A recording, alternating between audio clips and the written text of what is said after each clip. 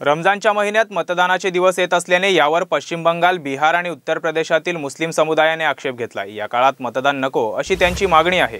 मात्र या वादावरून एमआयएम पक्षाचे नेते आणि खासदार असदुद्दीन ओवैसी यांनी निवडणूक आयोगाची बाजू घेत तारखांवरून वाद निर्माण करणाऱ्यांना सुनावलंय। केंद्रीय निवडणूक आयोगाने लोकसभा निवडणुकांच्या तारखा घोषित केल्यानंतर नव्या वादाला तोंड फुटलंय।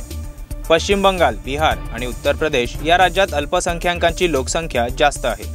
अल्पसंख्याकांनी मतदान करू नये अशी भाजपची इच्छा आहे, म्हणूनच रमजानच्या महिन्यात मतदानाच्या तारखा जाहीर केल्या असल्याचा आरोप मुस्लिम नेत्यांनी केलाय। मात्र निवडणुकांच्या तारखांवरून उगाच वाद उकरून काढला जात असल्याचे ओवैसी म्हणाले आहेत। रमजानमधील निवडणुकांना आपला काहीही आक्षेप नसल्याचे ओवैसी यांनी स्पष्ट केले। रमजानच्या पवित्र महिन्यावरून राजकारण करणाऱ्यांना ओवैसी यांनी चांगलेच झापले आहे।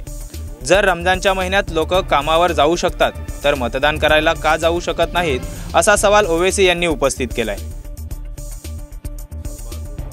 देखिए, सबसे पहली बात तो यह है कि मैं उन सियासी पार्टी के लीडरों से कहना चाहूँगा कि वो मुसलमानों का ठेका मत लीजिए। आप इलेक्शन आएंगे चले जाएंगे, मुसलमान रोज़ा रखेगा, रमज़ान को पूरे जोश व खरोश के साथ मनाएगा, रोज़े भी रखेंगे, नमाज भी पढ़ेंगे, रात में तरावी में नमाज भी पढ़ेंगे।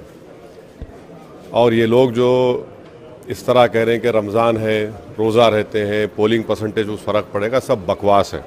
ऐसा कुछ नहीं होगा, बल्कि मुझे पूरा यकीन है कि मुसलमानों का जो स्पिरिचुअल और जो ईमानी रूहानी जो जज्बा होता है वो रमज़ान में ज़्यादा होता है, और यही उनको वोट परसेंटेज इनका बढ़ेगा उल्टा। इसमें